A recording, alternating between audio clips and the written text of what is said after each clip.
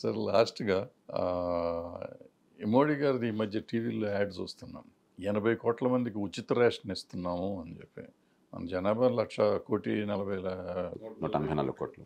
140లో 80,00,00,000 మందికి ఇస్తున్నామంటారు. ఓ పక్కనేమో 2020 నుంచి 23 లోపల 23% పేదరికాన్ని తగ్గించామంటారు. పేదరికాన్ని తగ్గించామంటారు. 80,00,00,000 అప్పటి నుంచి ఇప్పటికి ఇస్తున్నారు.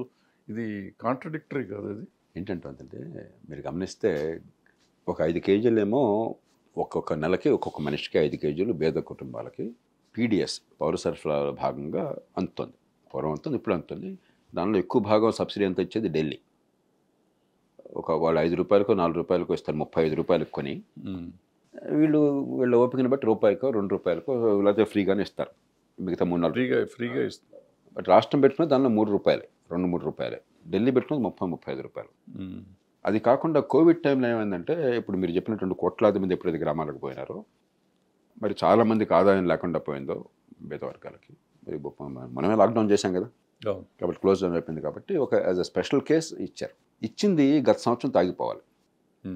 గత సంవత్సరం ఆపేశారు. మోదీ చాలా ధైర్యంగా నిర్ణయం తీసుకున్నాడు. ముందు ఇంకొక 5 కేజీలు అది ఫ్రీ అనమాట. ఇదేమో ఎంతో కొంత రేటుకి రాష్ట్రపతి నిర్ణయించిన రేటుకి ఇవ్వటం, రెండోదేమో ఫ్రీగా ప్రధానమంత్రి దీని పేరుతో ఇవ్వటం ఫ్రీగా అనమాట. అది ఆపేశారు.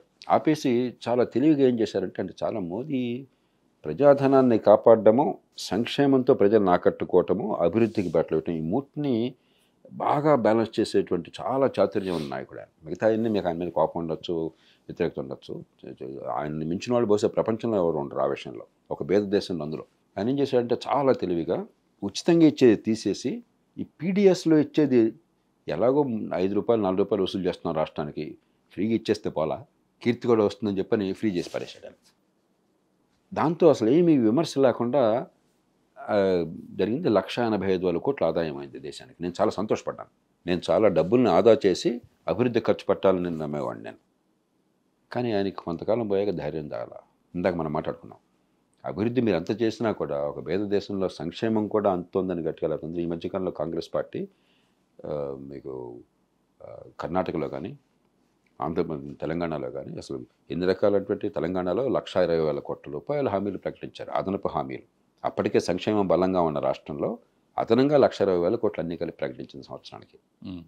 ఇదైన తర్వాత మోదీ గారికి కాస్త ఇప్పుడు ఒకసారి ఆ మూడు క్రియేట్ అయితే 2004 ఎన్నికల్లో ఏమైంది, వాజ్పేయి గారు నిజంగా అభివృద్ధికి దోహదం చేశాడు. 8% అభివృద్ధి జరుగుతుంటే ఇండియా షైనింగ్ అని వాళ్ళు అనుకుంటే ఆమ్ ఆద్మీ అని చెప్పి అనగానే, ఆమ్ ఆద్మీకే సాత్ హమారే హాత్, కాంగ్రెస్ కా హాత్ అనగానే ఢామని ఎవరు ఊహించకుండా గెలిపించారు.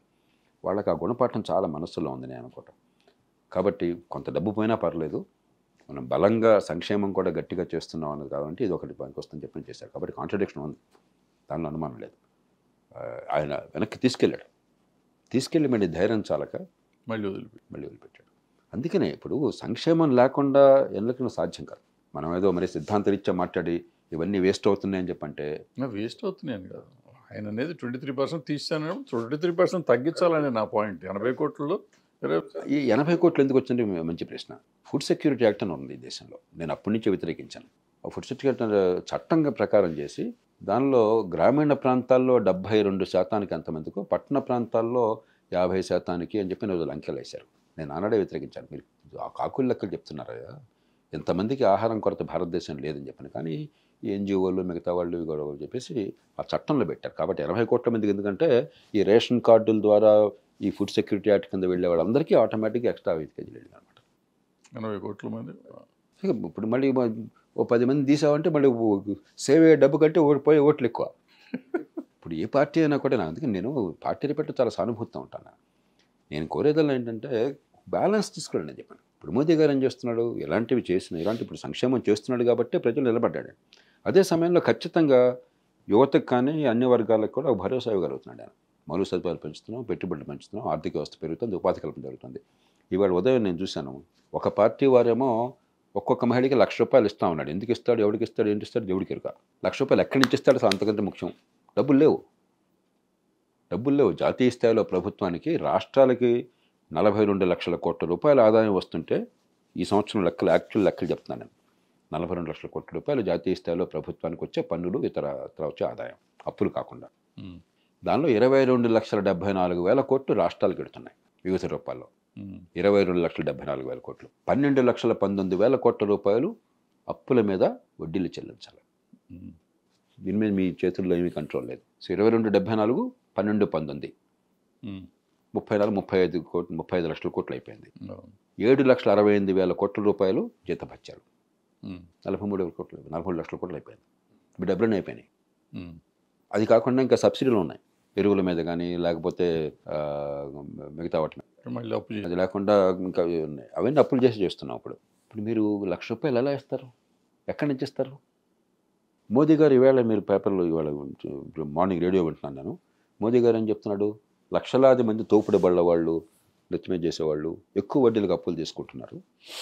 మీకు మీకంటే మీకు సెక్యూరిటీ లేదు కాబట్టి, ప్లెడ్జ్ చేయడానికి ఏం లేదు కాబట్టి రోజుకు ₹10 వడ్డీ తీసుకుంటారు. ₹100 కావాలంటే వాడు 90 ఇస్తాడు ముందే, సాయంత్రం 100 తిరిగి ఇవ్వాలి.